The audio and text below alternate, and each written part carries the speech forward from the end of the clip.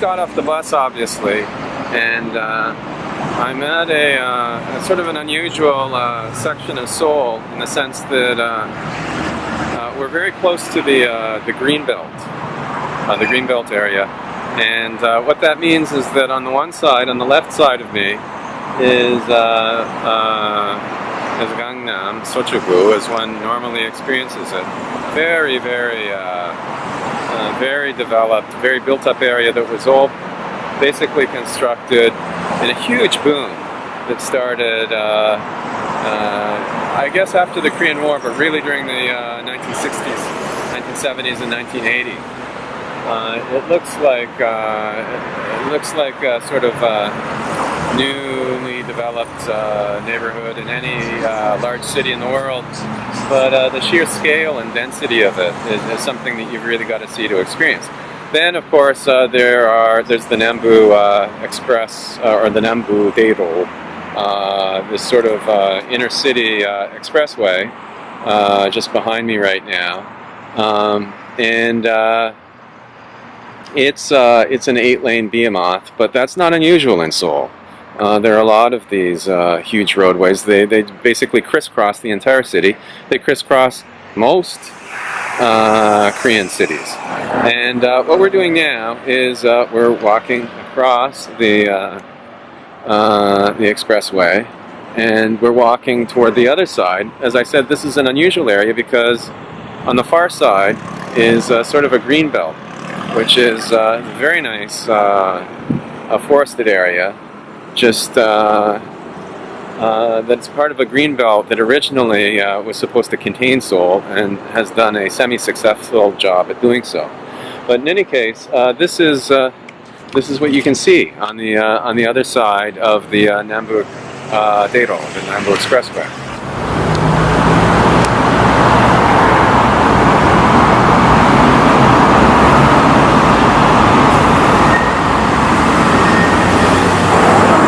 Now, what I'm going to do is I'm going to enter this green area because there are a number of walking trails on it. This is close to a mountain called Umyeonsan, which is where Sugi and I met, close to Yesul Jandang. But if you continue along this sort of range of small mountains, you can take a hiking trail that takes you all the way to Gwacheon, which is used to be a suburb of Seoul, not even in the city of Seoul, I guess.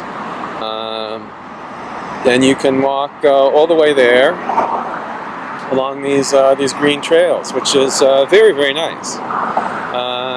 We're actually extremely close to a very built-up area, but as you can see, we're now entering this forested area, and right behind me, just a few meters behind me, is this very, very large expressway, but here's this beautiful mountain.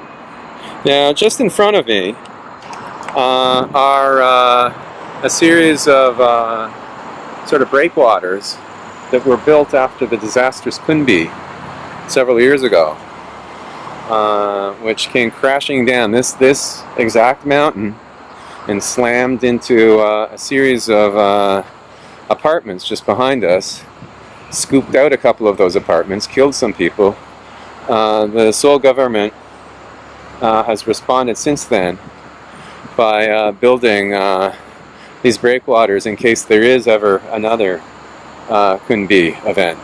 Recall that Kunbi was around 600 millimeters of rain in around a 24-hour period. It was just a torrent, an absolute torrent.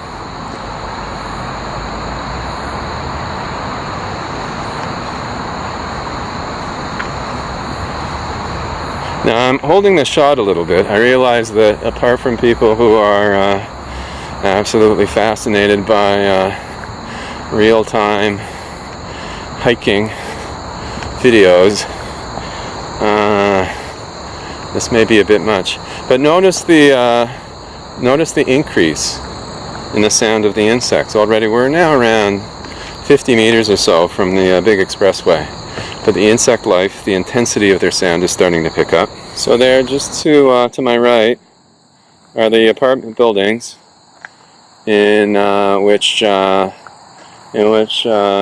basically an immense and lethal mudslide came rushing down this mountain and slamming into some of the units.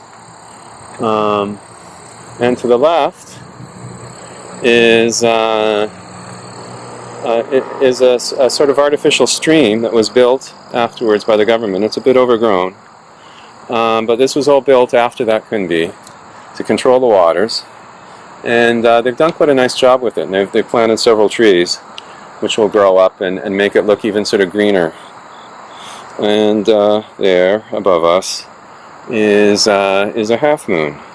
So this is really the feeling here. Again, we're still so close to the expressway that you can hear it in the background, but at the same time, this is right in the middle of Seoul, which is a very, very densely populated city, but it's an absolutely beautiful spot, and hopefully they'll keep it that way. As I've mentioned in other videos, the pressure to develop, of course, is just enormous because this land is worth astronomical sums.